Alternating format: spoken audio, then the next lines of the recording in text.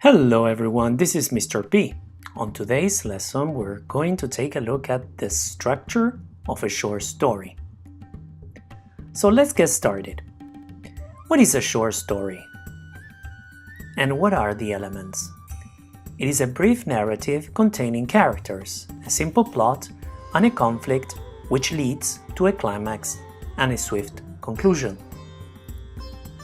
The 5 elements are characters, setting, conflict, theme, and plot. Let's take a look at characters first. People, animal, things that are involved in the plot of the story. There can be talking animals, fantasy characters, etc.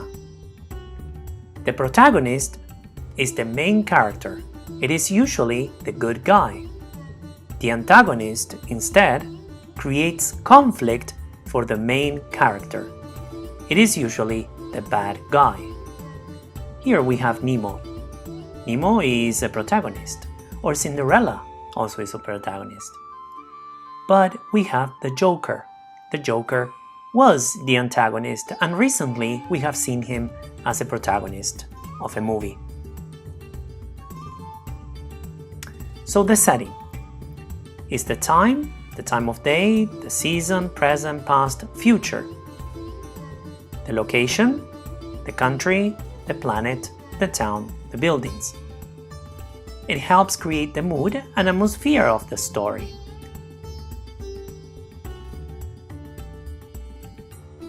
Conflict. The main problem the protagonist is trying to solve. Something troubling or bad that has happened in the story. Conflicts are usually resolved at the end of the story. Zap! Types of conflict. Man versus man. Here pay attention because it is written man, but it can be also woman versus woman. We have few examples like Batman against the Joker, for example. Superman against the antagonist. Man versus nature. Again, here can be woman versus nature. Example, Titanic. So Titanic hit an iceberg. So we have man versus nature. Tornado. The movie Tornado. Man versus himself. For example, in the Joker, he fights against himself to find a solution to his problem. Or the Lion King, for example. Man versus society. So again, here we have the Joker. So as you can see, there can be many types of conflict in one story. Or Robin Hood also. Man versus society. And here I wrote there can be many types of conflict in a story. Theme. What the author wants you to learn or know. A broad idea about life. Usually not stated. It must be guessed. Examples. Be good to everyone. Do not be greedy. Power corrupts. Love takes faith. Etc. Now let's take a look at the plot. The plot consists of 5 parts. Introduction or exposition is the setting, the background, and the characters. The rising action is the conflict, where suspense is created.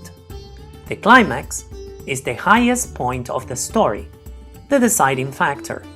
In the falling action, the protagonist completes the action. Then the resolution is the final end, the solution of the story. So how does the plot diagram look like? Well, it looks like a mountain. We have the exposition at the beginning, then the rising action, then the climax, you reach the top, then the falling action, and the resolution is the end of the story. So, introduction or exposition. This is where you must introduce the setting, so when and where, the background, a set of events created for the plot, preceding and leading up to the plot, the characters, the protagonist or protagonists, antagonists, or antagonist, is a choice. So rising action.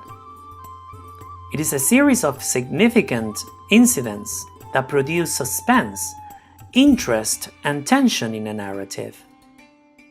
In literary works, a rising action includes all decisions, characters' flaws, and background situations that together create turns and twists, which in turn lead to a climax. So the climax. It is often identified as the highest point of interest in a story. At this point, the conflict is at the highest point of tension. Then we have the falling action. It happens right after the climax, when the main problem of the story is resolved. The falling action ends the short story, resolves the unanswered situations, and leads toward the closure. And finally, we have the resolution. It is where the main problem is resolved. The resolution occurs after the falling action and is typically where the story ends. Well, so that's it for today. If you haven't subscribed to my channel, please do. If you liked the lesson, please hit on the like button. If you want to share it, please do. Thank you very much for watching and see you next lesson. Have a nice day. Bye bye.